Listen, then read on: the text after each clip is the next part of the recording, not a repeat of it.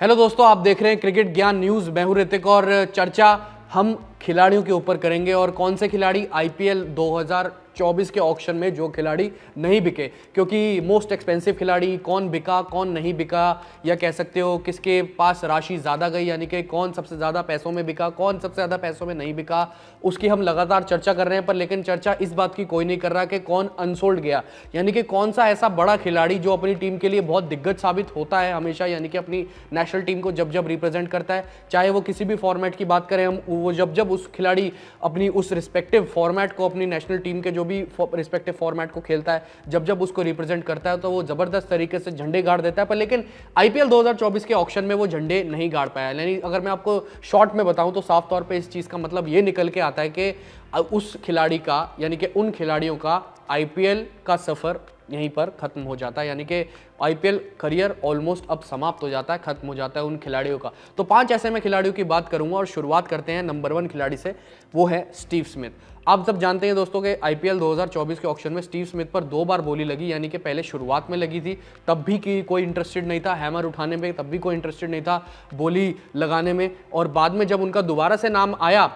तब भी Steve Smith गए अनसोल्ड। लेकिन अगर हम ओवरऑल बात करें दोस्तों स्टीव स्मिथ की, तो स्टीव स्मिथ का अगर आप आईपीएल करियर का स्ट्राइक रेट देखें तो सिर्फ 128 है, और यानी 2 टीमों की कप्तानी भी कर चुके हैं पहले स्टीव स्मिथ। पर लेकिन जो है उस हिसाब से, जिस हिसाब से कन्वर्जन रेट होता है, यानी कि स्टीव स्मिथ का होना चाहिए, उस हिसाब से मुझे लगता है फ्रेंचाइजी ओनर को नहीं लगा वो ठीक चीज़, और उन्होंने स्टीव स्मिथ को अपना पार्ट बनाने के लिए सही नहीं समझा। दूसरे खिलाड़ी की अगर हम बात करें तो दोस्तों वो है जॉश हेजलवुड। जॉश हेजलवुड ने खैर अभी तक आईपीएल के 4 सीजन में दोस्तों पार्ट लिया है, पर लेकिन fitness concern, fitness issues Josh Hazlewood के साथ इतने रहते हैं कि कई बार तो ऐसा होता है कि अपने आप को पुल आउट कर लेते हैं, यानी कि अपने आप को जो है बैकआउट कर लेते हैं आईपीएल से। और कई बार ऐसा हुआ है कि मिड सीजन उनको इतने इंजरी कंसर्न रहे हैं कि वो अपने आप ही बाहर हो जाते हैं, यानी रूल आउट हो जाते हैं। तो कहीं ना कहीं सेकंड नंबर पे जॉश हेजलवुड का भी नाम कहीं ना कहीं आता है। 27 मुकाबलों में जॉश हेजलवुड की 35 विकेटें आईपीएल करियर में, और साथ ही साथ फिटनेस इश्यूज तो आप जो दोस्तों जानते हैं उनके रहते ही रहते। तो इसी वजह से टीमों ने सही नहीं समझा जॉश हेजलवुड को अपने साथ जोड़ना,